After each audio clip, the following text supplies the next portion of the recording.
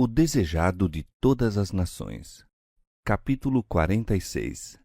A Transfiguração. Este capítulo se baseia em Mateus capítulo 17, versos 1 a 8, Marcos capítulo 9, versos 2 a 8 e Lucas capítulo 9, versos 28 a 36. Vai baixando a noite quando Jesus chama para junto de si 3 de seus discípulos, Pedro, Tiago e João, e os conduz através dos campos e por acidentada vereda a uma deserta encosta de montanha. O Salvador e os discípulos tinham passado o dia viajando e ensinando, e a subida da encosta lhes acrescenta a fadiga. Cristo aliviara o fardo do espírito e do corpo de muitos sofredores. Fizera-lhes passar no enfraquecido organismo a corrente da vida. Ele próprio, no entanto, também se acha sujeito às contingências humanas e, como os discípulos, cansa-se com a ascensão. A luz do sol poente paira ainda no cimo da montanha, dourando com sua esmaecente glória o trilho que percorrem. Mas em breve se dissipa a claridade nos montes e nos vales, o sol oculta-se por trás do horizonte ocidental e os solitários viandantes se acham envoltos nas trevas da noite. As sombras que os rodeiam condizem com a tristeza de sua alma, em torno da qual se aglomeram e condensam as nuvens. Os discípulos não ousam perguntar a Cristo aonde vai, nem para que fim. Ele tem muitas vezes passado noites inteiras nas montanhas em oração. Aquele cujas mãos formaram montes e vales se encontra em meio da natureza e goza-lhe a tranquilidade. Os discípulos o seguem. Cogitam, todavia, por que motivo os conduziria o Mestre por essa afadigante subida quando estavam cansados e ele próprio se achava necessitado de repouso. Afinal, Cristo lhes diz que não precisam ir mais adiante. Afastando-se um pouco deles, o homem de dores derrama suas súplicas com grande clamor e lágrimas. Roga força para resistir à prova em favor da humanidade. Precisa ele próprio de apoiar-se com renovado vigor à onipotência, pois só assim pode contemplar o futuro.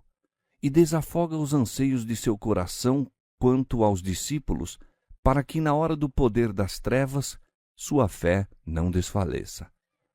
Cai espesso o orvalho sobre o curvado corpo, mas ele o não sente. Adensam-se as sombras da noite ao seu redor, mas não lhes atende ao negror.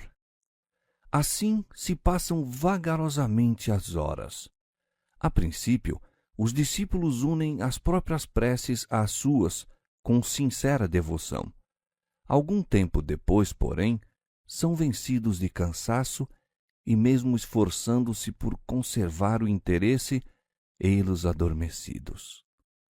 Jesus lhes falara de seus sofrimentos, levara-os consigo para que se lhe unissem em oração. Está mesmo então a interceder por eles. O Salvador notara a tristeza dos discípulos e desejara amenizar-lhes a mágoa com a certeza de que sua fé não fora vã. Nem todos, mesmo dentre os 12, podem receber a revelação que lhes deseja fazer. Unicamente os 3 que lhe hão de testemunhar a angústia no Getsêmani foram escolhidos para estar com ele no monte. Agora, a nota predominante de sua prece é que lhe seja dada uma manifestação da glória que ele tinha com o Pai antes que o mundo existisse, que seu reino seja revelado a olhos humanos e que os discípulos sejam fortalecidos pela contemplação do mesmo. Roga que testemunhem uma manifestação de sua divindade, que, na hora de sua suprema agonia, os conforte com o conhecimento de que ele é, com certeza, o Filho de Deus e que sua ignominiosa morte é uma parte do plano da redenção. Sua oração é ouvida. Ao achar-se curvado em humildade sobre o pedregoso solo, o céu repentinamente se abre, descerrando-se de par em par as portas de ouro da cidade de Deus, e uma santa irradiação baixa sobre o monte, envolvendo a figura do Salvador. A divindade interior irrompe através da humanidade, encontrando-se com a glória vinda de cima. Erguendo-se da prostrada posição em que se achava, Cristo apresenta-se em divina majestade. Desaparecera a agonia da alma, seu semblante resplandece agora como o sol e seus vestidos são brancos como a luz. Os discípulos, despertando, contemplam a inundação de glória que ilumina o monte. Com temor e espanto, fitam a radiosa figura do Mestre. Ao poderem resistir à assombrosa luz, veem que Cristo não